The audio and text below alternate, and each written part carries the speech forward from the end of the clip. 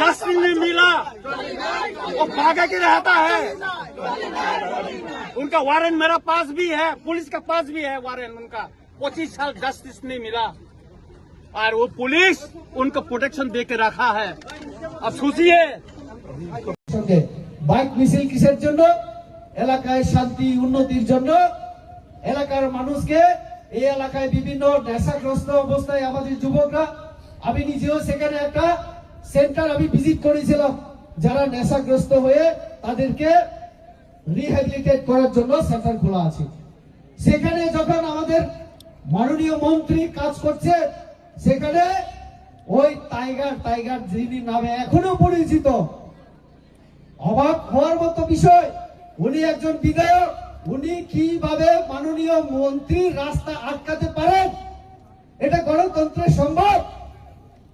উনি টাইগার এখনো বলে যাননি, তার জন্য ওনার মাথায় থাকেন না যে উনি সংবিধানের শপথ নিয়ে এমএলএ হয়ে গেছেন। তার জন্য এখনো তিনি জঙ্গল রাজ কায়েম করতে চাইছেন। রঞ্জিত বাবু, আপনি কেন ভুলে যান এই যে ত্রিপুরা রাজ্যে যত গণহত্যা হয়েছিল, আপনি টাইগারের নেতা ছিলেন, তখন আপনার বিরুদ্ধে এখনো কেস আছে। আপনি এখনো আত্মসমর্পণ না করে কিভাবে এমএলএ হয়ে গেছেন আপনি ভুলে যাবেন না। জনগণ ভুলে যায়নি, আপনাকে এই ক্ষমতা কেউ দেয়নি।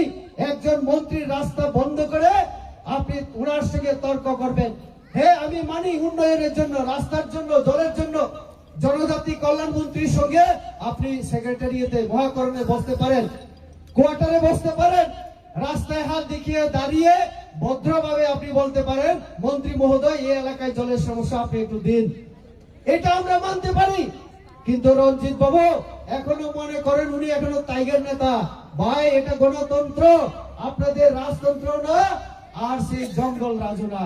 মনে রাখবেন, আপনারা তো বলেছেন एडीसी में घुसने नहीं दूंगा, যতবার বলবেন এডিসি में घुसने नहीं दूंगा, আমরা ততই আমরা কিন্তু প্রবেশ করব এডিসিতে। কারণ আমি রেবতী ত্রিপুরা, আমি এডিসির মানুষ, আমাকে আপনি তাড়াতে পারবেন না। আপনারা সংবিধানের কথা বলেন, তাহলে সংবিধান মেনে কাজ করুন, সংবিধান মেনে কাজ করুন। বলে 5 বছর পরে কিছু যখন করা যাচ্ছে না, এখন আমাদের প্রদ্যুৎ বাবু নতুন নতুন কৌশল নিয়ে চলছেন, বলছে যে এখন